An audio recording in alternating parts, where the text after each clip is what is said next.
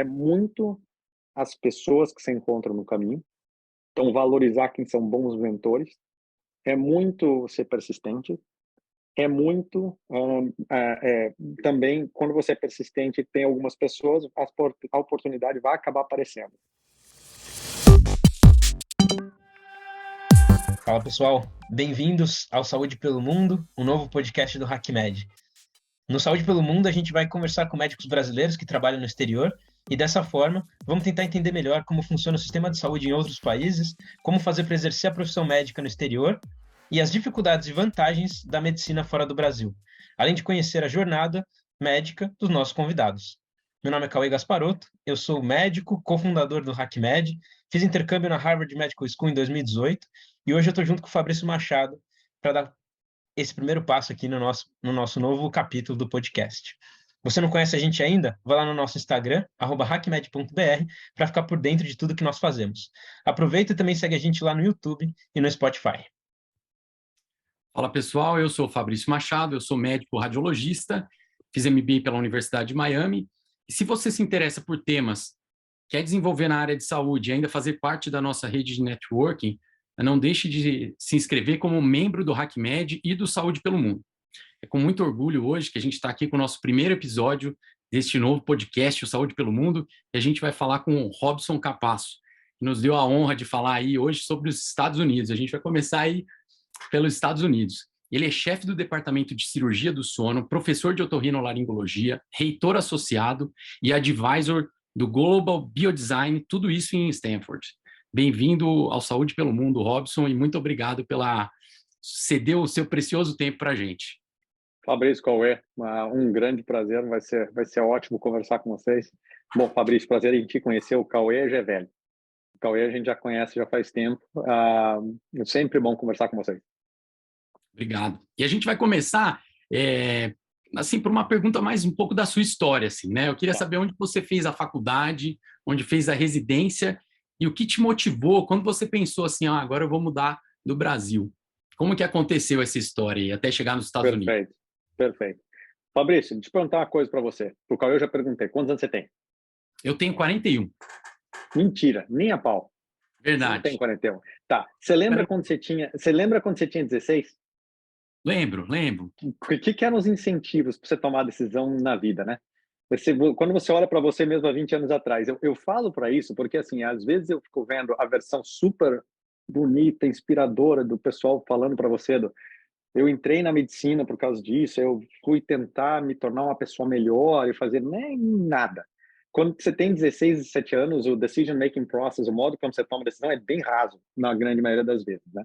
Então, começando bem do começo, eu, eu nasci numa cidade chamada Maringá, no interior do Paraná, daí mudei para Curitiba, para fazer o segundo grau, e quebrado de um jeito que não tinha dois, e quando chegou no terceirão, eu tinha uma namoradinha que o pai era anestesista e o carro era super legal, morava numa casa bacana. Eu falei, é exatamente isso que eu quero fazer, porque cansei de pegar ônibus.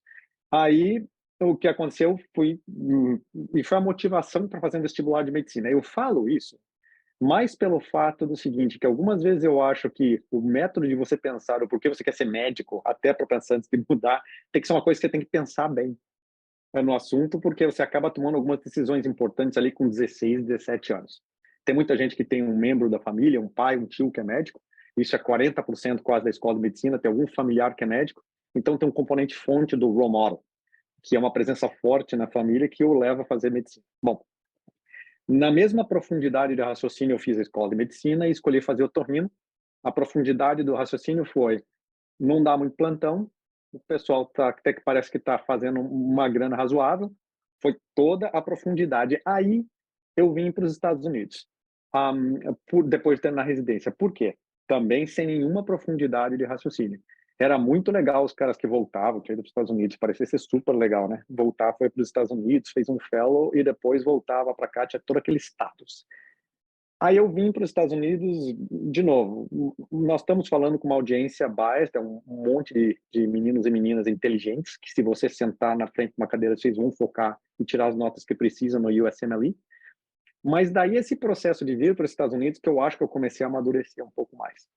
vamos dizer, eu acho que o fato de a gente entrar na escola de medicina no Brasil com 17, sair com 24, 23, no meu caso foi 23 anos, fazer uma residência e tomar decisões importantes em relação à sua vida, sem nenhuma mentoria, tanto na sua escola secundária, de como você vai escolher a sua profissão dentro da escola de medicina, quando tem muito pouca mentoria, de fato, ninguém está falando de dar conselho. De forma estruturada, você ter gente que entenda quem você é e saiba te guiar nos próximos passos da carreira, foi uma coisa que eu nunca tive e que eu acho que é muito necessário que, de forma estruturada, escolas de medicina no Brasil comecem a oferecer mentoria para alunos, para que gente mais madura e com mais consciência do próximo passo da carreira venha. Estou falando tudo isso para dar contexto, então, na minha decisão. Vim para Miami também, fiquei 2 anos, então, antes de eu mudar para os Estados Unidos, morei em Miami também, tá, Fabrício? Uma coisa que Estados Unidos começa ali em Boca, vamos dizer, né, para baixo de Fort Lauderdale, Miami, é uma coisa in between. Daí, fiquei 2 anos e eu vim para fazer um fellowship. Bom, você chega, tem que lidar com um prontuário eletrônico completamente diferente, com vocabulário muito diferente do que você está acostumado, com um modo de se fazer medicina muito distinto do que a gente faz no Brasil, com rotinas diferentes, vocabulário diferente, foi uma pancada no meio da testa. Só que daí eu comecei a ter mais mentoria nessa época. Então, com 6 meses que eu estava em Miami, eu falei, de jeito nenhum eu quero voltar embora para o Brasil. Você está louco que eu quero ficar nessa loucura aqui? Aí eu tive um bom professor que falou, não, você não vai voltar. Essas dificuldades que você está passando são normais, você vai ter que se adaptar. Você vai ter que fazer fortalecer suas asinhas. Fiquei 2 anos em Miami. No final dos 2 anos, eu me convenci que eu queria voltar para o Brasil. Voltei para o Brasil, fiquei 2 anos. Aí o primeiro, lição aprendida. Por motivos bons e ruins, o modo como a gente faz medicina num centro médico acadêmico nos Estados Unidos não é aplicável à realidade de quase lugar nenhum do mundo. É muito intensivo em capital, muito intensivo em equipamento, e não necessariamente os resultados são melhores. Mas é um modo de se fazer medicina muito intensivo em capital e equipamento, e não se aplica nem a outros locais dentro dos Estados Unidos. Então, é assim, a população que vai para um centro médico acadêmico nos Estados Unidos ser atendida é uma população urbana e rica. Então, o modo como a gente faz medicina é para 10% da população americana. Então, mesmo não se replica o que a gente faz num centro acadêmico, muitas vezes os nossos residentes, eles saem da residência e vão trabalhar na prática privada ou em sistemas como Kaiser, Ochsner, Intermountain, e não conseguem fazer medicina do mesmo modo como a gente faz. Bom, voltei para o Brasil com a ilusão de que eu ia fazer ipsis literis o que eu aprendi a fazer na Universidade de Miami no Brasil, e nunca tinha exercido de fato a profissão no Brasil, que são rotinas diferentes, pacientes diferentes, modo de pagamento diferente, utilização de equipamento diferente. Aí, essa preparação me faltou para incorporar o que eu aprendi nessa realidade, que é uma coisa que hoje em dia eu trabalho muito com os meus estudantes. Eu tenho meus fellows, por exemplo, eu estou com um fellow agora da Arábia Saudita e um fellow da Austrália. Então, nós já estamos trabalhando como é que vai ser o caminho deles voltando para casa. Para que eles não... Porque todos eles se frustram imediatamente voltando para casa. Então, como é que você faz esse segmento com eles? 6 meses, 1 ano, e tentar entender, olha, isso aqui você vai ter que mudar dessa forma. Bom, voltei para os Estados Unidos. Depois, obviamente, repeti uma residência em psiquiatria. Por que psiquiatria? Porque os meus diretores do fellowship de cabeça e pescoço na Universidade de Miami falaram, Robson, o foco do nosso treinamento é criar Key Opinion Leaders, para voltarem para o país de origem e implementar o conhecimento que eles aprenderam aqui. Nós não vamos ser suporte de uma que você venha voltar a trabalhar nos Estados Unidos. Aí eu repeti residência em psiquiatria. Longa história curta, melhor coisa que eu fiz na vida. Porque, né, você começa a entender trabalhar com ego, você começa a trabalhar com personalidade muito melhor. Aí vim fazer um fellow de medicina do sono na Universidade de Stanford. E daí, coincidência, estavam procurando alguém que fizesse cirurgia para apneia do sono. Na Universidade de Stanford, eu falei, vou mandar minha application, né? Mandei minha application. Daí, quando eu mandei a application, o chair me chamou, a gente conversou, fiz a apresentação, gostaram, e estou aqui faz 13 anos. Vamos dizer assim. Então, a lição que fica também aí eu poderia glorificar essa história e fazer muitas coisas, é a vitória da persistência. E, nossa, eu sou uma pessoa maravilhosa, que tirei scores lindos no USMLE, fiz a... É ter persistência, ser meio burro, porque se você pensar com a cabeça, você nunca ia fazer um troço desse, né? Repetir uma residência em psiquiatria, largar tudo que tem e vinha para cá e fazer um fellow de medicina do sono, daí, tô por aqui mesmo, deixa eu aplicar para fazer cirurgia para apneia do sono. É muito as pessoas que se encontram no caminho, então valorizar quem são bons mentores, é muito ser persistente, é muito também, quando você é persistente, tem algumas pessoas, a oportunidade vai acabar aparecendo. Mas deixa eu parar um pouco aqui essa narrativa, Fabrício, e saber se faz sentido e saber se tem alguma pergunta. Não, faz muito sentido. E você sabe que eu fiz a faculdade lá na Universidade Estadual de Londrina, do lado de Maringá, o EOLI, do lado. Mas sabe uma coisa interessante que eu achei que você falou assim, Robson, e o Cauê, a gente está no HackMed, o HackMed fala sobre empreendedorismo, tal. É outro assunto, mas de alguma maneira eu percebi que algumas portas se abriram e você estava atento a essas oportunidades também, né? Pô, abriu a porta ali da cirurgia do sono. Você falou, cara, talvez isso seja uma oportunidade para eu me colocar aqui, né, no mercado, enfim. Eu não sei se isso foi, como você disse, tão pensado, porque com 16 anos, sorte que você não me perguntou como eu tomava minhas atitudes, mas é meio na intuição, meio, né? O Cauê está mais perto dos 16, aí vai ser mais fácil de falar.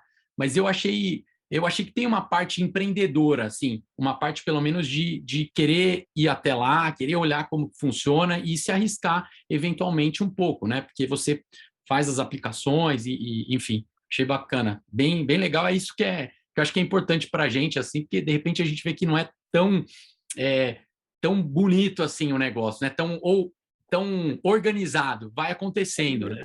É assim, você ter... então, eu sempre digo, e eu em conversas também, eu tive mais de... Nesse período aqui, eu acho que eu tive mais de 200 médicos visitando no mundo inteiro, e especificamente, óbvio, eu sou brasileiro e, na verdade, eu sou bem brasileiro. Então, eu tenho muita gente que vem para cá e a gente faz mentoria com algumas pessoas de forma estruturada hoje em dia, porque eu acho que é importante. Mas não ter muito medo de arriscar, o que eu sei que é chavão, eu sei que vocês já escutaram muitas vezes isso, não pode ter medo de errar, tem que ser risk taker, mas veja bem, isso é um conceito razoavelmente recente, tá? Você escuta nos últimos 5, 6 anos no Brasil bastante, não tem que ser risk taker, tem que ser meio um pouquinho impulsivo, tem que não ter vergonha de errar, tem mesmo. Você sabe, o que é mais difícil no Brasil, eu acho, algumas vezes, não só no Brasil em específico, em quase todos os países, porque eu sinto que no Brasil existe uma pressão para norm conforming, eu não tenho essa expressão bem traduzida para o português ainda, que você é uma pessoa que desafia um pouco a norma do que está rolando, do que as outras pessoas estão falando, às vezes a repercussão é bem pesada. Você já tentou ser aquele cara que não concorda com o pessoal no grupinho do WhatsApp? Às vezes você é massacrado dentro do grupo do WhatsApp, vamos dizer assim. Talvez a expressão seja vai na onda, assim, tem que ir na onda. Exatamente. Não, você pode ser o cara, você tem que ser o cara, duas coisas. Você tem que ser o cara que algumas vezes não vai muito na onda. Porque assim, primeira vez que eu falei, eu quero ir para os Estados Unidos, todo mundo, pra quê?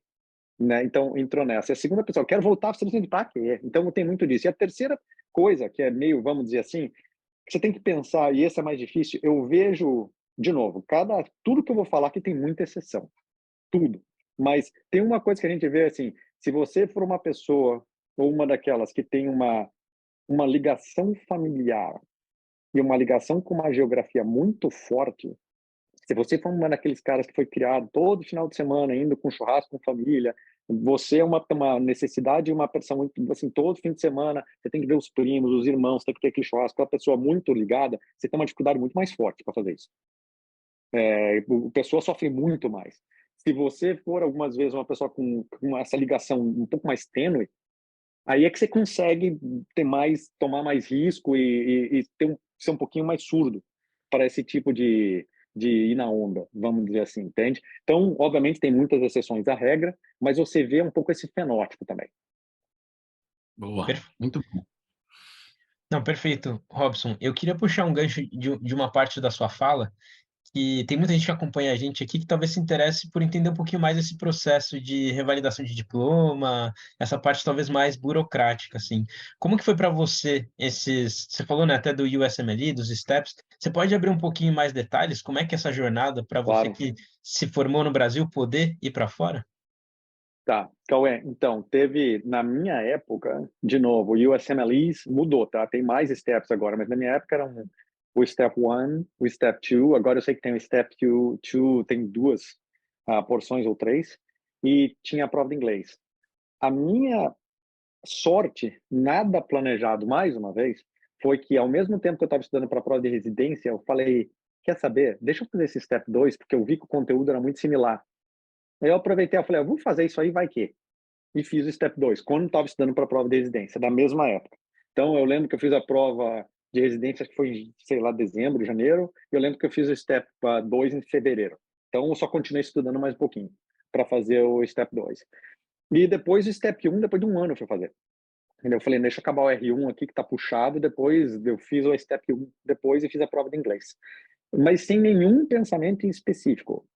Por que eu falo isso? Porque o primeiro passo que é meio no-brainer de pensar, você está pensando em vir para os Estados Unidos de alguma forma, e se você está pensando em ser médico aqui, trabalhar, seja por um temporário ou definitivo, de uma forma ou de outra, quase sempre você vai precisar desses steps. E isso aí te requer um ano e meio para ser bem preparado para fazer esses steps. Dois fatores, então. Ter certeza que você separa o tempo para fazer isso, porque vai precisar. Não é que o teste é super difícil, mas o que eles falam que vai cair ali, vai cair. Então, ele é extenso, você tem que se preparar bem para fazer a prova, nesse sentido.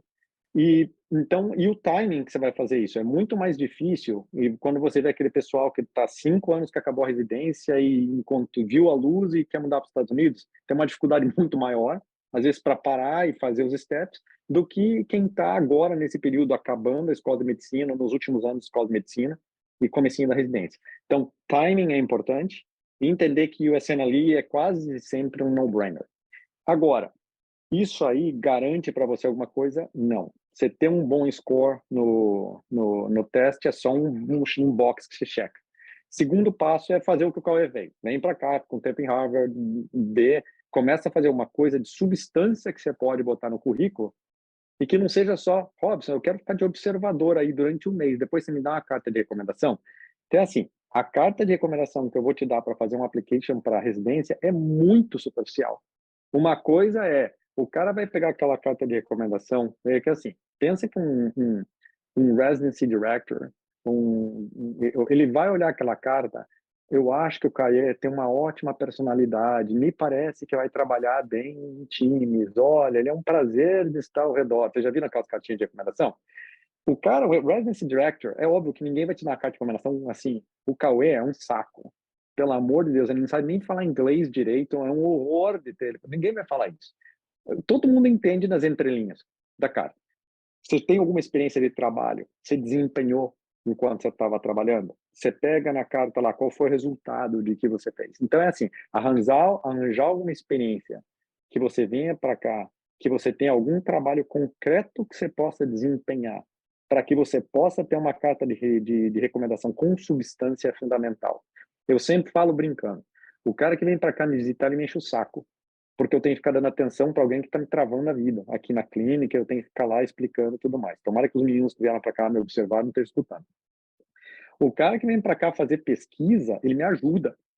Ele é um asset para mim, porque daí ele me ajuda a publicar, ele me ajuda a avaliar dados, data collection, study design, esse tipo de coisa.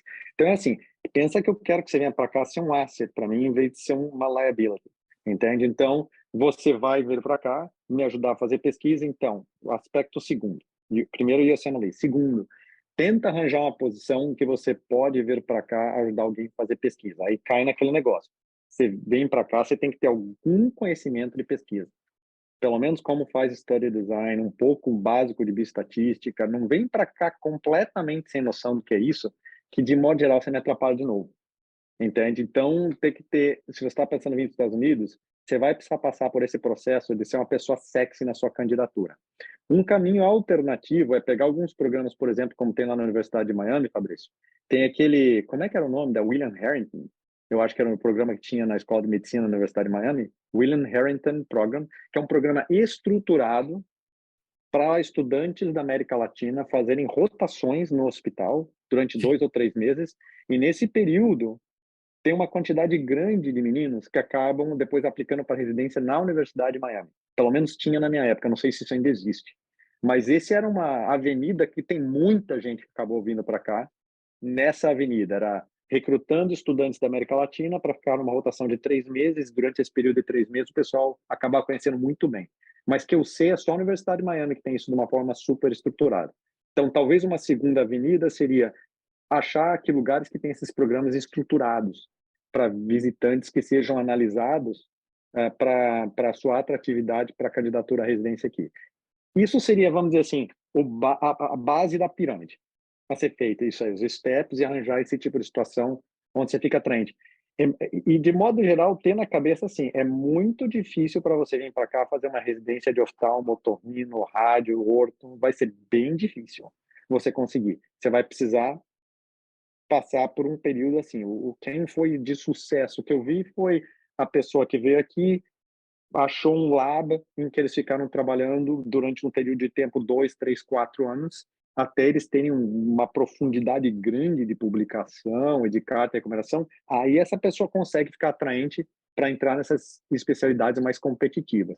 Mas no primeiro momento, primary care provavelmente vai conseguir, a internal medicine provavelmente vai conseguir, psiquiatria, pediatria, essas especialidades, a probabilidade é muito maior de conseguir uma vaga na residência. Eu achei muito interessante aqui, Robson, isso que você trouxe de ser um ativo e não um passivo, né? O que acontece, né? Eu acho muito, muito legal isso em todos os aspectos, realmente. Quando você quer entrar em um lugar, se você entregar um valor para a pessoa que está do outro lado, é muito mais provável que ela queira te abraçar ali, né? Vou falar com o Robson, eu vou falar, Robson, eu quero te acompanhar. Aí eu vou ficar te perguntando onde você corta, onde você faz tal incisão, você vai falar, putz, que saco. Agora você vai falar, vou fazer o seguinte, eu vou publicar alguma coisa com você aqui, eu posso te ajudar. E aí, é claro, quanto mais preparado, muito legal, né? Quanto mais preparado em bioestatística, em linhas de pesquisa, né? Como conduzir um estudo, era uma vantagem que a gente tem a linguagem, isso, embora ela mude um pouco, ela não é super diferente. Existe um padrão assim, né? Do mundo para publicação e tal.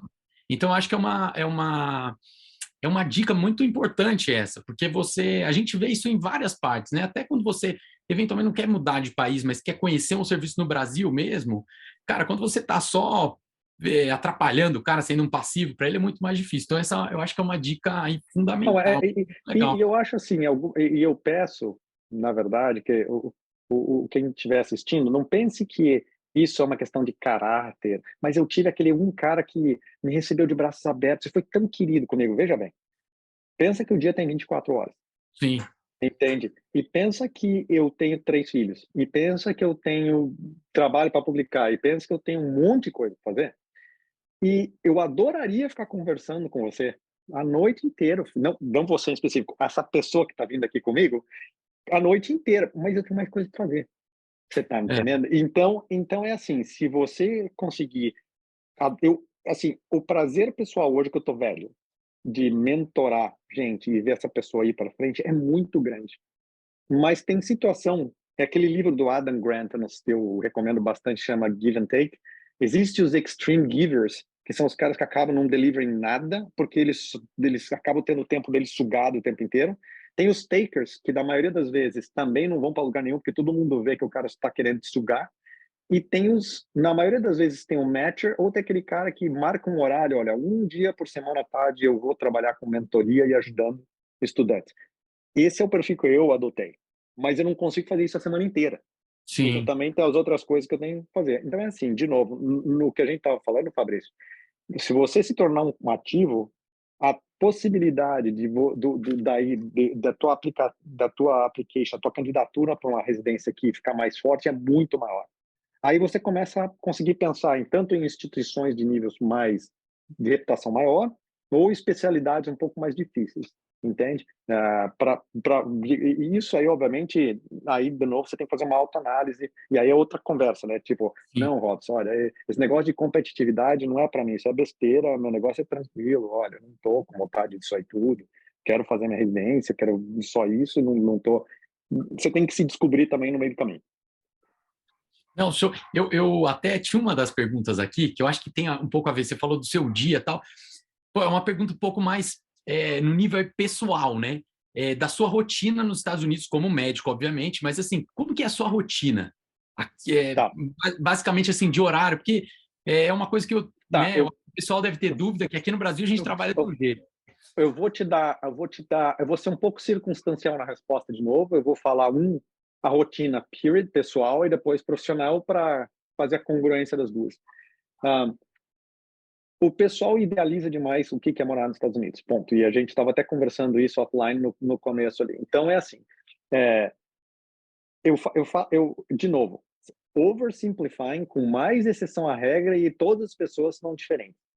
Você vir morar aqui, quando você está solteiro, ou quando você tem você e mais o seu esposo ou esposa aqui, é simples porque você comprar coisa aqui é muito barato. Entende?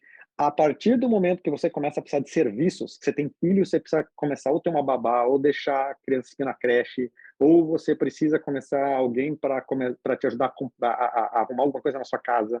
Se você precisa de um cara para ajudar você a fazer uma obra no teu banheiro, aí o custo explode da sua vida. Então, assim, o perfil aqui é diferente da despesa e do que você gasta e de como você passa o seu tempo. Segundo fator de saber pensar, como voltando para aquele assunto, a tua vida aqui é um pouco mais solitária, nesse sentido. As pessoas são mais, vamos dizer assim, self-sufficient e imune. Então, aquela coisa, você conhece todo mundo, teus amigos lá de Londrina, que deve ter alguém em São Paulo por perto, ou a família por perto, isso aí acaba diminuindo. Por que eu estou falando? Porque a tua vida acaba ficando uma vida um pouco mais compartimentalizada do que é no Brasil, que é muito mais, vamos dizer assim, esse negócio de relacionamento acaba sendo muito mais rico numa grande proporção das vezes. De novo, com mais exceções do que eu queria. Por que eu falo isso? Porque como médico isso altera a minha rotina. Quando você é bem mais... eu digo que a grande maioria das vezes, a residência aqui, ela tem horas longas, mas é mais estruturada. A mentoria é mais estruturada no Brasil, a residência no Brasil, você acaba vendo muito paciente sozinho, você acaba tocando muito serviço você mesmo. Aqui a mentoria, de modo geral, é muito maior e a presença dos teus supervisores é mais presente. Se acabou a residência, você começou a trabalhar, ah, de modo geral também tem uma distinção grande. Você vai trabalhar na prática privada ou na academia. Se você for trabalhar em qualquer um dos dois, a intensidade do trabalho entre as 8 e 5 da tarde é muito maior, talvez no Brasil. De novo, você sempre dá uma paradinha na hora do almoço, ou dava, eu posso estar errado, tá?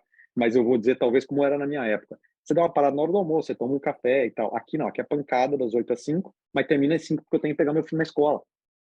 Não tem aquele negócio de eu deixar a criança em algum lugar e o motorista vai pegar ou alguém vai fazer alguma coisa. Não, 5 horas da tarde eu estou indo que pegar e, by the way, eu tenho que ajudar, levar Gatorade para o beisebol das crianças e, by the way, eu vou precisar ser o árbitro do jogo de futebol. Você está entendendo? Então, esse aspecto é muito mais intensivo. Então, é assim, pancada 8 a 5, mas depois eu também tenho que continuar trabalhando nesse aspecto, porque eu não tenho empregada, não vou ter ninguém para ficar ali comigo todo dia. Entende? Então, é uma dinâmica um pouco distinta nesse sentido. Se você for trabalhar na academia, aí tua vida acaba ficando bem mais TDAH, vamos dizer. Aí você tem que aprender a achar os parceiros certos e você tem que aprender a delegar, porque daí a tua vida acaba virando não somente cuidar de paciente, mas tua vida fica assim na sua cabeça, até no espírito que você falou de empreendedor, é assim, quando você vê um paciente, você ajuda um paciente cada vez. Se você inova, faz pesquisa, a possibilidade de você influenciar bem mais e ajudar bem mais gente é maior. Existe um foco muito grande na academia, no trabalho acadêmico. Então, você tem que desempenhar também naquilo. Você tem que publicar trabalho, que seja meaningful, que responda a pergunta so what. E a gente aqui na Stanford tem esse viés de inovação muito forte. Então, como é que vão ter negócios que saiam disso, como vão ter empresas que vão impactar o paciente que saiam disso. Então, ajudar pessoas com uma personalidade complementar à sua, ajudar pessoas que você possa delegar, achar pessoas de bom nível que você possa trabalhar junto, é muito importante. Então, isso também é uma coisa muito rica que eu acho que a gente vê mais aqui em meio acadêmico.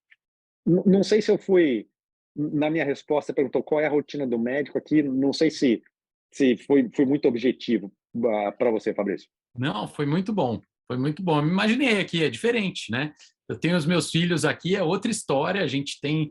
Eu acho que é isso mesmo, sabe, Robson? É entender um pouco que parece que o período ali do dia de trabalho parece menor, das 8 às 5, porque normalmente aqui no Brasil, o Cauê vai me ajudar também onde ele trabalha, mas normalmente os períodos são das 7 às 19.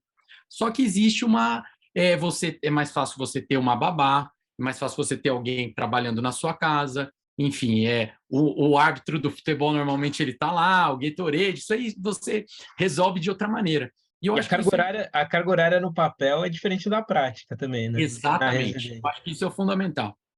Eu acho que por 200 motivos é muito mais bum, bum, bum, bum aqui. E até porque hoje em dia, o que acontece também, Fabrício, é que o pessoal está identificando, e eu acho que esse fenômeno vai acontecer no Brasil também, tá? Se você olhar aquele levantamento da USP lá do perfil do médico brasileiro, acho que todos vocês já viram, aquele perfil do médico brasileiro na USP, é assim, hoje em dia a gente tem uma pressão muito forte, ó, não vou marcar mais a meeting, não vou fazer o que a gente está fazendo aqui agora, na verdade, para vocês aí, ó, tá? Assim, meeting depois das 7 horas da noite, de jeito nenhum. Não tem mais disso daqui, porque, assim, pessoalmente, como é desproporcionalmente o peso maior nas meninas, quando elas vão chegar em casa e ter que fazer isso, então, não dá mais para marcar meeting às 6 horas da tarde, 7 horas da tarde, porque é quando as meninas do departamento vão ter que também estar trabalhando. Então, fica uma coisa muito, a cultura de que esse meeting mais tarde fica muito, pouco, como é que eu vou dizer, muito pouco family friendly.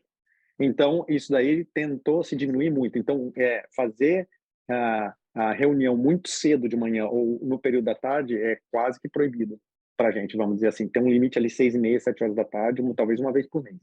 É que a gente tenta diminuir isso aí por motivos bons. Você está me entendendo? É que é para preservar. Se a gente vai levar esse negócio de work-life balance a sério, para reter gente aqui, porque está com 70% de burnout de médico, então você tem que começar a pensar nesses aspectos, entende? Então, outra diferença que você está falando, eu acho que em alguns locais de alto nível, como Stanford, essas policies de como é que eu vou melhorar o bem-estar do meu médico, porque afinal de contas, eu quero reter esse bom médico no meu ambiente de trabalho, então vamos tentar diminuir meetings nesses horários. E a gente vê que isso aí também vai ser impactante, porque tendo mais médico mulher no Brasil, a gente vai ter que também começar a alterar e entender as necessidades das famílias. Entende? Então, isso aí talvez pode ser que acarrete uma certa mudança no hábito dessa cultura do after hours meetings ou jornada de trabalho que vai até muito tarde na noite, coisa do gênero. Sim. E, Robson, eu queria puxar um tema também que você chegou a comentar, que é relacionado às oportunidades para quem vem de fora, aí nos Estados Unidos. Tá. Como que você tem visto isso? Parece que o serviço americano está aberto às pessoas. Obviamente que tem toda a questão que você falou, né, de ser um asset, Sim. de comprovar reconhecimento, mas você sente que existe espaço para o médico estrangeiro atuar nos Estados Unidos? E assim, quando a pessoa deseja realmente fazer isso, você acha que faz mais sentido ela fazer a escola médica aqui, depois a residência nos Estados Unidos, ou talvez seja melhor se preparar desde cedo já para ir desde o início no todo o processo de formação dentro dos Perfeito. Estados Unidos? Cauê, uma excelente pergunta. Eu diria o seguinte, veja bem, de novo, resposta circunstancial para ti, para não te dar uma resposta assim. Primeiro é pensar por que você quer vir para cá. Essa resposta eu digo para você que assim é muito importante, tá? Então essa resposta tem que ter muita reflexão. Por que eu estou te falando isso? Porque assim, tem muita gente que tem a ideia, eu vou para os Estados Unidos fazer residência, mas se não der tudo certo, eu acho que eu volto para o Brasil depois. Não, você não vai voltar para o Brasil depois. Se você fizer residência aqui, a probabilidade de você voltar para o Brasil depois é muito baixa. Porque você vai aprender a fazer medicina de um modo completamente diferente do que se faz no Brasil. Não estou julgando ser melhor ou pior, é muito diferente. Então, você fazer residência nos Estados Unidos para voltar para o Brasil, para tentar exercer medicina no Brasil, a probabilidade é baixa que você vai acabar fazendo isso. Abertura para médico estrangeiro no Brasil. Eu acho que não tem outro lugar no mundo mais amigável ao imigrante que os Estados Unidos. Não dá nem para comparar com países da Europa ou da Ásia e tudo mais. Talvez a Austrália um pouco, talvez um pouco Canadá. Mas é um país realmente, sim, não é fácil. entre os países, mas existe a abertura para você fazer seguindo aquela sequência que eu te falei. É muito mais aberto à necessidade e naquelas especialidades que eu te falei também, passando talvez por aqueles ritos, e existe uma necessidade de médicos aqui. Então, o tanto de médico que se forma nas escolas de medicina aqui não é suficiente para dar conta da necessidade. Então, sempre vai haver recrutamento de médicos de fora, e o perfil são dois. Ou é aquele que eu te falei, estudante de medicina, fez o ISMLIs, vem aqui, aplica para pediatria, primary care, obstetrics, gynecology, vamos dizer, nível primário. Tem algumas pessoas que terminou a residência no Brasil, veio para cá fazer um fellowship e acaba sendo um excelente cirurgião de base de crânio. Aquele negócio que está toda a universidade americana procurando esse anão azul, essa ave rara. Então, essa pessoa também acaba ficando aqui de uma certa forma muito frequente. Entende? Então, a gente... eu traduzi errado aqui o negócio, mas essa ave rara acaba ficando aqui de uma forma certa, até de uma forma frequente, na verdade. A gente vê muita gente que vem fazer, por exemplo, fellow em cirurgia para apneia do sono. Hoje em dia é uma coisa que tem vários centros médicos acadêmicos procurando quem faz esse tipo de cirurgia.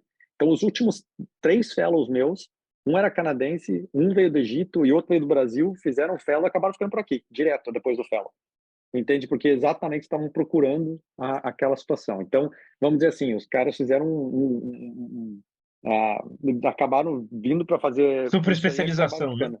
Exatamente. Então, essa oportunidade algumas vezes existe também. Eu diria que, de modo geral, é isso. E tem um terceiro que a gente está vendo um pouco mais frequente aqui também, é o seguinte: gente com especialidade médica que acaba tendo bom talento como pesquisador e que acaba gostando do setor privado, muitas empresas contratando como medical officers também. Então, a gente viu alguns casos de pessoal que veio para cá de postdoc e acaba ficando uns 2 anos, adquire os skills de pesquisador e é contratado pela Pfizer depois para trabalhar ou contratado por alguma empresa para acabar também ficando aqui, porque sempre vai precisar de gente com talento de pesquisa nessas empresas por aqui. Então, esse é um outro caminho, eu diria, que existe. Então, o motivo por que eu gosto de falar isso também, Cauê, é o seguinte: o pessoal sempre, mas Rob, o que você fez? Como vocês podem ver pela última meia hora que eu estou falando aqui, não tem receita de bolo, não tem a fórmula pronta, tem 10 mil caminhos que você pode vir para cá. Mas tem, o Robson, não tem a receita, mas você está dando várias dicas aqui para gente, né? Tem coisa aqui que é preciosa, pô. Eu acho que esse negócio que você falou de entregar valor, assim, eu acho que é uma coisa que é uma dica que ela é muito preciosa, assim, sabe? Outra coisa, você falou da ave rara, pensando um pouco no empreendedorismo também, tá? Eu vou chamar tudo isso de empreendedorismo. Mas olhar uma parte que se precisa resolver nos Estados Unidos e ver, você gosta daquilo? Você gosta de cirurgia de base de crânio? Pô, eu gosto. Pô, eu sou bom. Então eu vou nesse caminho, que é um caminho que talvez tenha uma porta aberta. É claro que, como você disse, não é tão estruturada a jornada, mas eu acho que são dicas preciosas assim, para a gente pegar e falar, de repente isso pode ser um caminho, né? Exato. Não, e a pergunta, de novo, eu acho que a pergunta a se fazer sempre é: por que eu quero fazer isso? Entende? Esse porquê tem que estar muito claro na cabeça da pessoa, porque, de novo, não idealize em excesso morar nos Estados Unidos.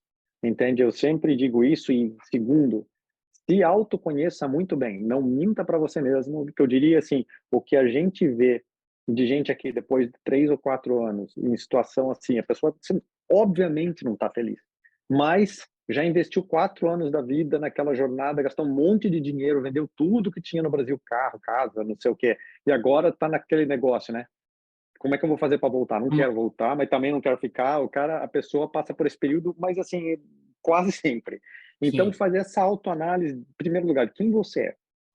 E eu volto a repetir aquilo: você é uma pessoa com laços familiares fortes, você é uma pessoa com laços geográficos fortes, isso para você é importante, saiba que a tua vida vai ser bem mais difícil. Você é uma pessoa que não tem muito apego à geografia, você já mudou de cidade 3 vezes, desde que você nasceu, de novo, num lugar, mudou para outro, fez segundo grau em outra faculdade no terceiro lugar, e se bobear a residência no quarto. E, assim, a família todo fim de semana não é aquela coisa que é a tua rotina. Tua vida vai ser muito mais fácil. entende? Então, esse tipo de situação, eu falo brincando, mas é verdade, acaba sendo uma coisa que pesa. Robson, você falou até do Adam Grant, né? Tem É. um dos livros dele, eu acho que é o novo, que ele fala o seguinte: não adianta você mudar de país se você estiver triste. Ele até mostra um gráfico eu acho que o Thinking Again, eu não lembro qual que é o livro, se é o Pensando de Novo, não sei a tradução. Mas, de qualquer forma, ele mostra lá uma bandeirinha de um país e que a pessoa está indo para outro país triste. E, cara, isso não vai mudar, né? Isso não vai mudar o seu cerne. Você que ainda tem a especialidade aí e os conhecimentos psiquiátricos, mas eu acho que tem uma coisa assim também, né? Tem. Eu diria que eu acho interessante, e de novo, eu sempre falo, por favor, quem estiver ouvindo, cheio de simplificação exagerada no que a gente fala, mas é verdade, a coisa mais engraçada, o pessoal muda para cá os primeiros 3 anos, o pessoal idealiza, os Estados Unidos é fantástico, tudo é maravilhoso, nossa, o Brasil é um horror por causa de X, Y, Z, H, tudo é ruim, o pessoal acaba inventando um monte de defeito no Brasil que nem existe. Daí, depois de uns 3 anos, o Brasil é maravilhoso, a água de coco é ótima, a praia, a areia da praia no Brasil é mais branquinha. Então, tudo no Brasil vira fantástico, nos Estados Unidos vira ruim. Alguma hora a pessoa vem. Você nota claramente quando a pessoa venceu e quando a pessoa ainda não venceu. A pessoa que defina vencer como quiser, seja profissionalmente, pessoalmente, como seja. O cara que não venceu, entre aspas, o que arranja de desculpa para não gostar de um lugar ou outro é impressionante.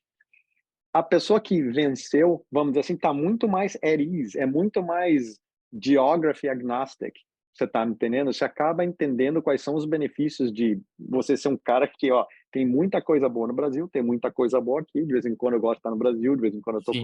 porque eu não tenho uma superioridade, vamos dizer assim, depende do que você quer naquele Sim. momento. Então é engraçado, eu tive a oportunidade de ter filhos numa escola que a gente chama de IB, International Baccalaureate, e você conversava com muitos pais de outros países e o fenômeno é muito similar.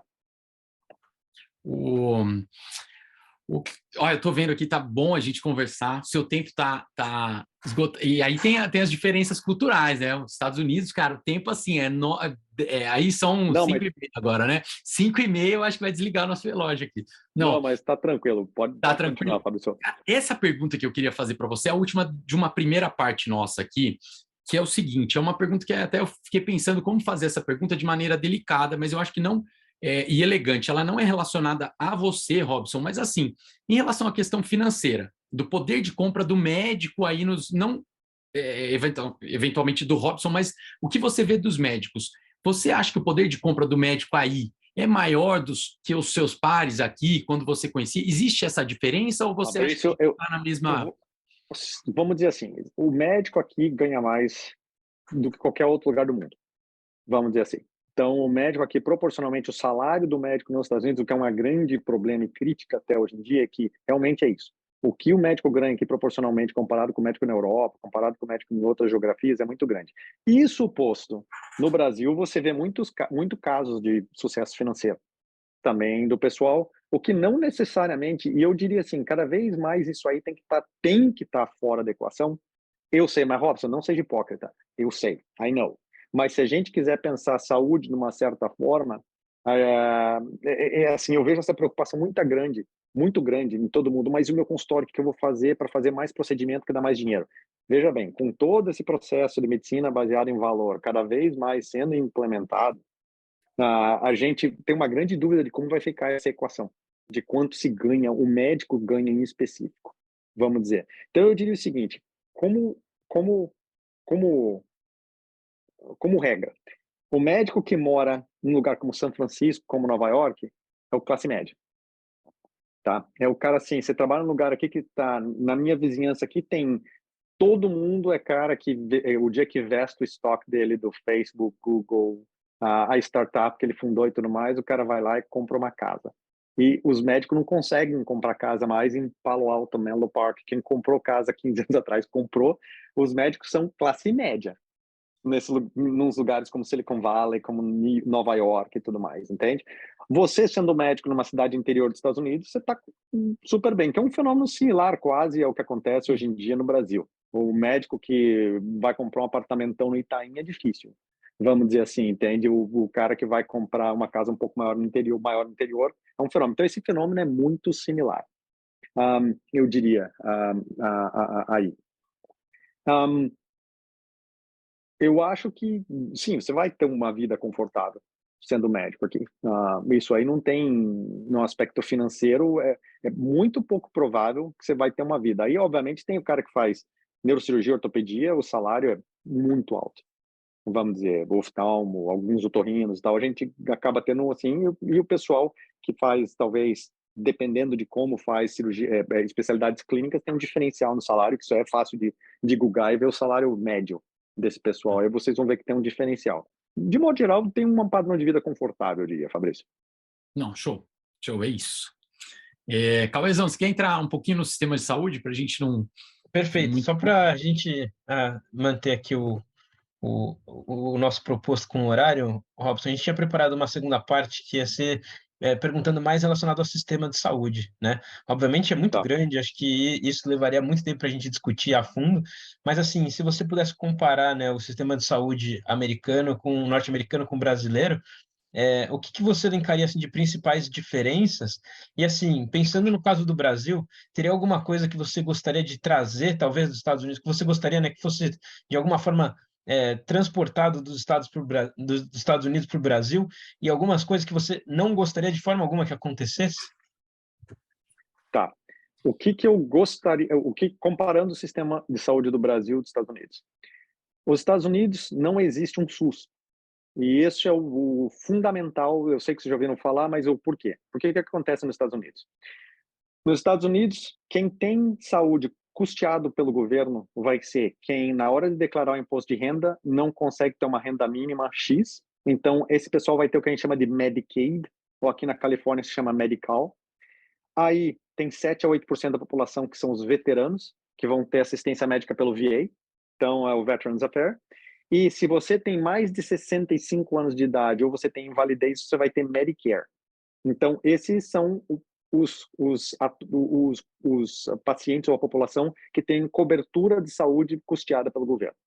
Se você não ganha menos do que salário mínimo, se você não é veterano, se você não tem invalidez ou você é mais novo que 65 anos, você tem que ter um seguro de saúde que, de modo geral, é ligado ao seu trabalho. Então, é um employer-based healthcare por seguro. Pelo amor de Deus, não peguem isso no Brasil. Por quê? Porque o que acontece? Qual é o tempo médio de um empregado num trabalho aqui nos Estados Unidos? Quanto tempo o pessoal fica num trabalho? Médio. 3 a 5 anos, máximo. Nossa, eu ia falar isso, 3 a 5. Tá. É 3 a 5 anos. Olha o meu foninho. Vocês estão me escutando? Sim, sim. Tá. Qual é o business model de uma seguradora? É diminuir sinistralidade. Então, é basicamente com que você diminua a sinistralidade, loss ratio, que eles falam. Qual é o incentivo numa seguradora dessas que tinha um modelo tradicional para investir pesado em prevenção? É aquela brincadeira que o pessoal faz. Se você pegar o tanto de monitoramento que um paciente tem na última semana de vida numa UTI, por que não faz aquilo quando está saudável? E pega e monitora o paciente por 3 dias e faz tudo aquilo e começa a tentar entender bem a fisiologia do paciente e manutenção da saúde. Então, assim, o modelo que a gente tem aqui, ele acaba levando a é muito perverso os incentivos e acaba levando a um sistema em que o custo de saúde nos Estados Unidos é muito grande. Como vocês sabem, a gente gasta quase 20% do PIB em saúde, é quase o dobro dos outros países da OECD, né? A Suíça é o segundo lugar, gasta 12, gasta bastante também. Em primeiro lugar, então, a gente gasta, os resultados não são ótimos. Se você pegar a sobrevida, a expectativa de vida no americano caiu em 4 ou 5 anos recentemente. Então, não é que o modelo que nós temos, ele funciona super bem. Enquanto isso, no Brasil, a gente tem um SUS, que mal ou bem oferece saúde primária para 75% da população, enquanto 25% da população tem algum tipo de seguro ou paga em cash. Mesmo assim, proporcionalmente, esse dado eu acho super interessante. Os Estados Unidos, o gasto público com saúde é maior que no Brasil. Olha que interessante. Por quê? Porque no Brasil, o out of the pocket ainda é muito alto. Então, é assim, você prescreveu algumas vezes, muitas vezes, você prescreve alguma coisa, não tem numa farmácia popular, o paciente tem que comprar na farmácia. Ou você prescreve um aparelho, o paciente tem que comprar aquilo, que não é pago pelo SUS. E, por outro lado, quando é que você realmente fica muito caro na saúde? Quando você está mais velho. Esse paciente volta para o governo de novo, aqui nos Estados Unidos. Ou aquele paciente que está inválido, não consegue mais trabalhar por um problema de saúde, esse paciente volta para o governo aqui, ele pega Medicare. Então, o que você fala, lições a aprender no Brasil, fortalecer SUS, em primeiro lugar, o máximo que dá. Cada vez mais, tendo uma plataforma no SUS, eu adoraria ver o Brasil replicar o modelo de Israel, por exemplo, porque é muito intensivo em dado. Eles têm uma jornada muito focada em primary care e focada em dado. Então, se você pegar, por exemplo, a estratégia do Clalit, que é o maior HMO de Israel, como eles tinham dado de todo mundo por 20 anos, porque lá o cara não fica só 3 anos no seguro, né? O cara fica 20 naquela plataforma de dado, eles conseguiram diferenciar bem, olha, se você pegar COVID, você tem 65 anos ou mais e com essas duas comorbidades, vá para o hospital. Você pegar COVID, eles tiveram individual para cada paciente receber a mensagem ou ligação do médico fazendo isso, ou seja, true precision medicine, porque a quantidade e qualidade de dados dele é muito intensa. Eu acho que o Brasil investiria muito pesado nisso. Então, eu tentaria o máximo possível fazer o SUS emular um sistema de saúde de Israel, não necessariamente que a gente tem aqui nos Estados Unidos. O que tem de razoável aqui é que como as regras do jogo na parte de business, elas são super bem delineadas, você tem uma empresa, uma startup, que você queira vender o teu negócio, as regras do jogo aqui são muito boas. Porque elas são, eu sei quem paga, eu sei qual é o código que eu tenho que usar, o que tem a parte boa, que, de novo, se você está procurando ter uma startup em saúde, você sabe quem é teu cliente, é muito mais claro, que no Brasil é muito menos claro, e no resto do mundo também. Tem a parte ruim, que também, para você enfiar um negócio no mercado que down the road, o pessoal vê que aquilo lá no negócio não funciona, que era uma coisa meio marketing, né? Todo mundo sempre fala daquele último robô, daquele último negócio, aquele último laser, aquele negócio. É muito mais fácil fazer aqui que em qualquer outro lugar do planeta. Então, isso aí é o downside de ser business friendly or innovation friendly, vamos dizer assim. Então, isso são a se pensar, vamos dizer.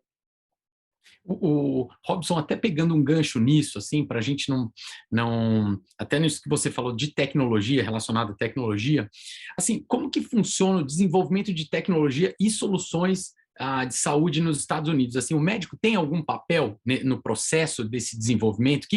Como você vê esse desenvolvimento de tecnologia aí, você que está no Stanford, né, que é referência, como que você vê essa parte, como funciona esse desenvolvimento e qual o papel do médico? Então, bom, tem um fenótipo específico de médico que quer se dedicar a esse negócio de inovação, né? Então, para esse fenótipo, de novo, como sempre, eu estou falando regras que, por favor, interpretem que tem mais exceção do que deveria. O pessoal sempre me pergunta, qual é a hora que eu acho que você acha que você tem que se envolver com isso? É saindo da residência?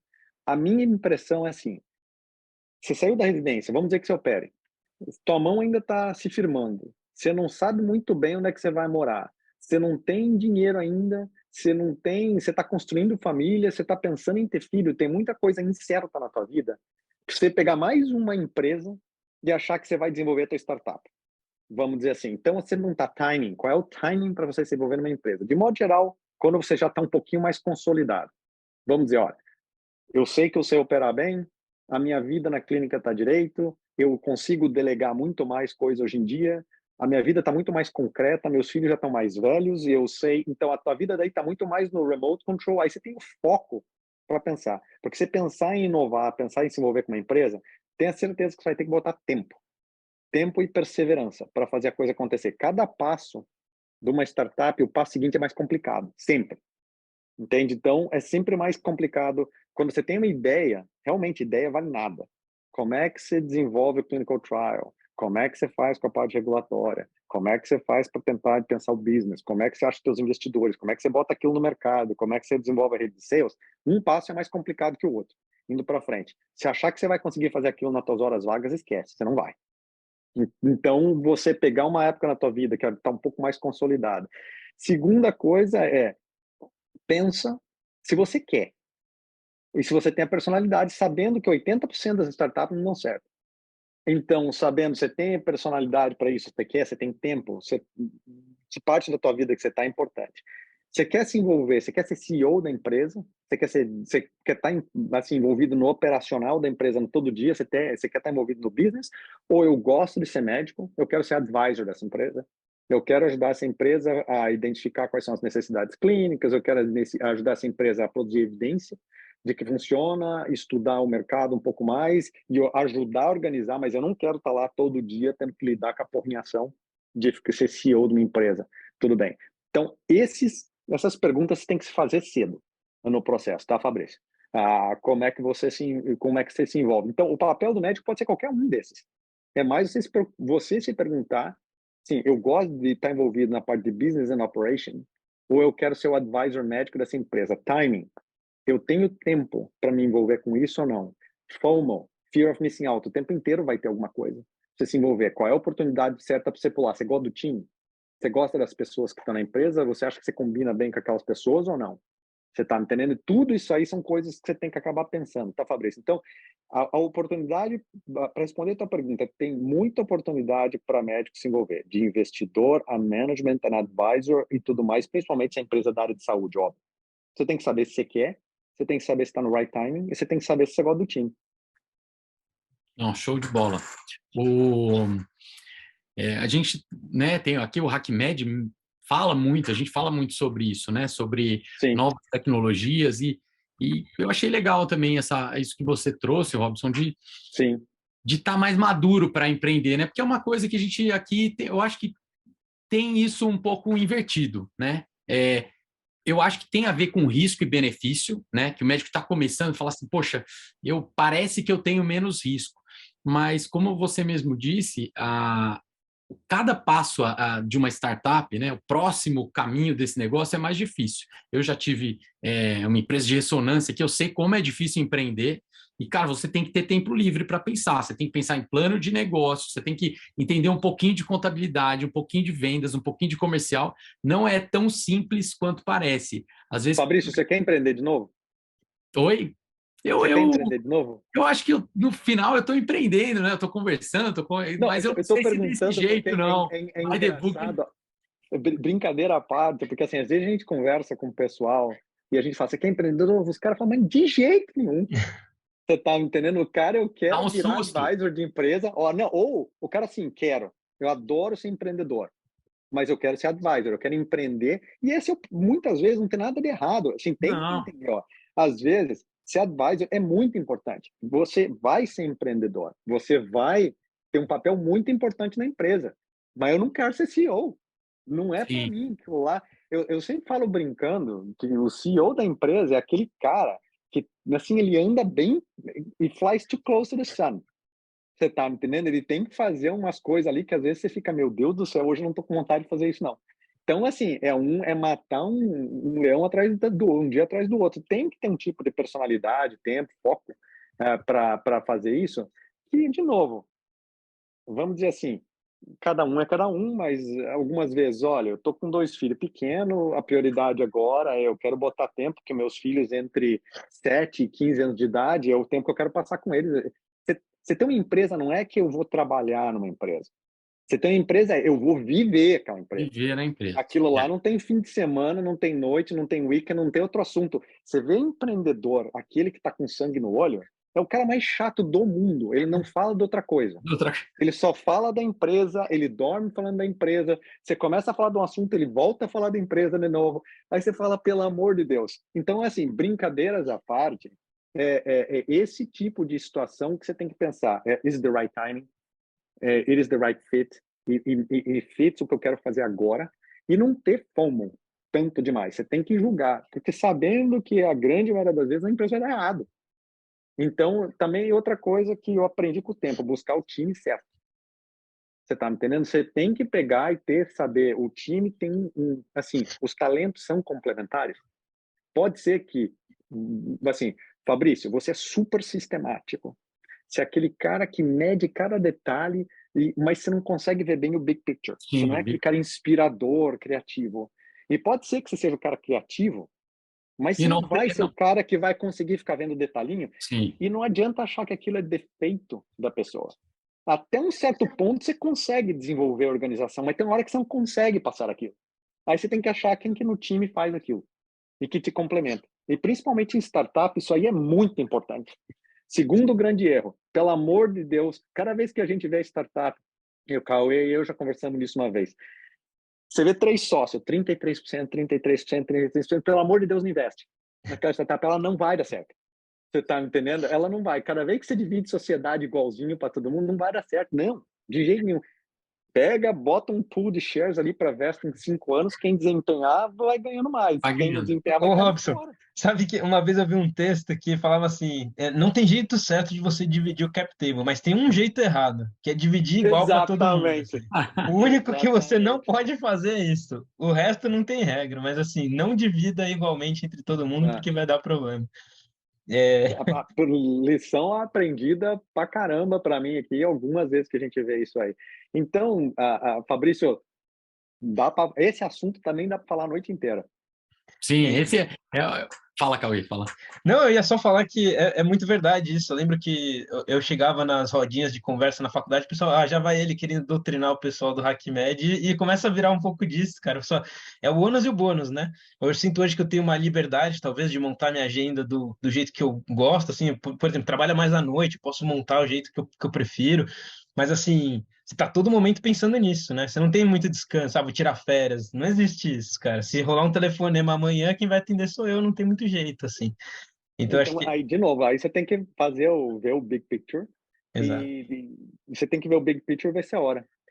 Ô Robson, então, só para a gente encerrar, a gente tem a última pauta sempre que a gente puxa aqui no HackMed, que é o Hacker Conectado. Hacker Conectado. Né, em que a gente pede uma indicação de livro, filme, documentário, podcast do nosso convidado para quem quer se antenar um pouquinho mais sobre o tema que a gente está falando aqui. Você teria alguma indicação aí que você deixaria para nossa audiência hoje? Tá. Livro. Diria que tem um livro que eu gosto muito, que eu acho que é mandatório, chama Essentialism, do autor chamado McKeown. Eu acho que eu já até passei esse livro, qual é? O outro livro que eu... tem uma porrada de livro. Outro livro que eu gosto, também tem os descontos, mas tem muita lição interessante, é aquele do Ray Dalio, Principles, que eu acho que para quando você é empreendedor, eu acho que esses 2 livros aí ajudam muito. Tem um terceiro livro que não é para ler de cabo a rabo, mas é muito interessante, que é um livro de management, é um livrinho assim, realmente que para você, certo, se você tiver um coach, chama FYI, For Your Improvement, que também não é para ser livro de cabo a rabo, mas é assim, tem alguns skills que a gente nunca tem como médico, então assim, como dar feedback, como construir confiança nas pessoas, como você diminuir resistência quando você tem algum plano a ser implementado. Então, assim, e o cara fez um jeito que é assim, receita de bolo, número 1 faz isso, número 2 faz aquilo, número 3 faz aquilo. Então, esses 3 livros, o Essentialism, basicamente, a nossa natureza é você dizer sim para tudo. E cada vez que você diz sim para tudo, você acaba não indo para lugar nenhum, você acaba 90% do tempo fazendo troço que não é prioridade. Então, como é que você aprende? É engraçado, a mensagem do livro é: pega as 5 coisas que você realmente quer fazer, pensa muito nas 5 coisas que você quer fazer, pensa de novo, escreve mais uma vez, risca as 4 de baixo, foca na número 1, só, mas esquece o resto que você quer fazer. Então, é assim, você quase morre do coração quando você tenta fazer esse exercício. Mas eu só vou fazer isso. Senão você não vai deliver nada. Difícil para burro, mas ter a prática do dia inteiro. A primeira resposta nunca ser sim, mas ser não. Sempre que alguém não, para você conseguir, enfim, no contexto do livro é interessante. E o livro que eu te falei do Ray Dalio, sim, tem toda uma história, enfim, ele é um cara interessante, ele não chegou onde chegou, sendo um cara super modesto. Mas tendo o modo como ele estrutura os princípios dele, eu acho que tem muita lição interessante a ser aprendida naquele livro. Show de bola. Robson, muito obrigado, cara, pelo seu tempo, pelo conhecimento aqui. A gente imaginou eu estava imaginando uma coisa mais até estruturada e eu acho que a gente aprendeu um monte de coisa aqui. Finalizou com chave de ouro com com o livro do essencialismo, né? Que é esse exercício, eu acho que é praticamente impossível, porque você vai colocar a família em algum lugar aí. Então, você vai ter que ficar lutando muito com... Mas eu achei excelente. Eu acredito que a gente vai deixar todos os links para os livros aqui embaixo. Acredito que o último livro que você falou não tem ainda a tradução, mas o Princípios do Ray Dalio eu sei que tem, e o Essencialismo também. Mas muito bom, e Tá. muito obrigado, prazer em te conhecer. Você é um cara muito Fabrício, nota mil. Obrigado. obrigado e cuida lá dos gêmeos. Tem os gêmeos também, por isso que eu perguntei para você. Eles crescem. Não vai ficar mais fácil, velho. Não vai ficar mais fácil, não. E Cauê, também. Fique à vontade. Foi um prazer enorme conversar com vocês, como sempre, tá bom? Obrigado, Robson. Pessoal, um Até a abração para próxima. vocês. Se Tchau, cuida aí. tchau. Tchau, tchau. Obrigado. Bom, pessoal, queria agradecer você que assistiu ou ouviu a gente aqui até o final. Queria aproveitar para, pegando o contexto que o Robson trouxe, convidar você a participar dos nossos encontros do HackMed Angels, que acontece mensalmente.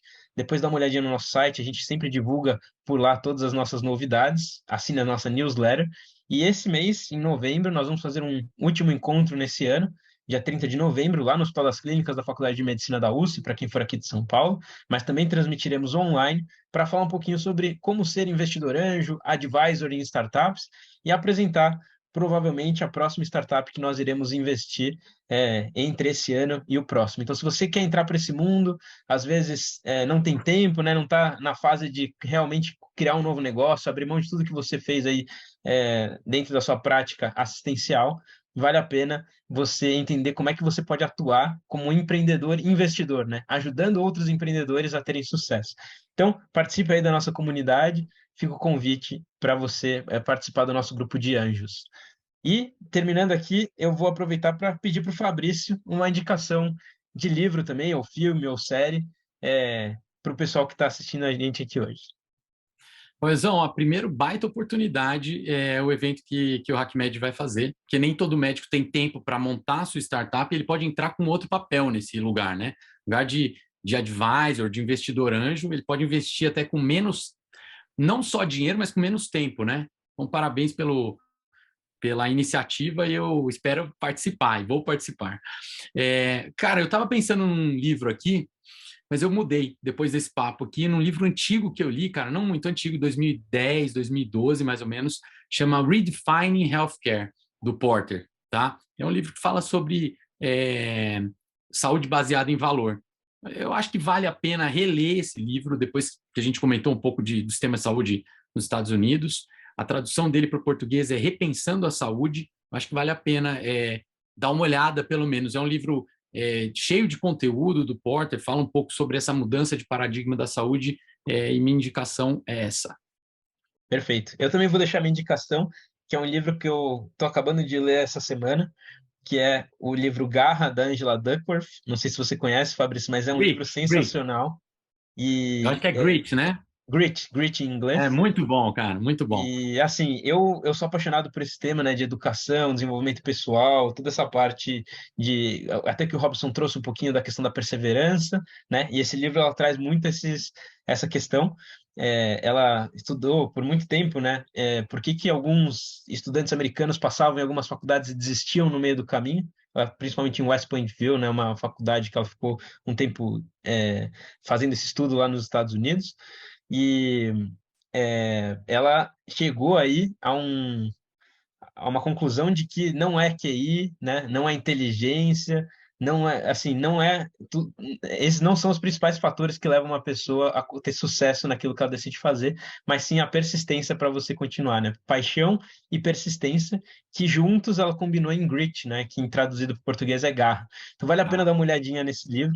Eu estou usando isso, inclusive, como tema da minha tese aqui do mestrado, da minha especialização na área de educação médica.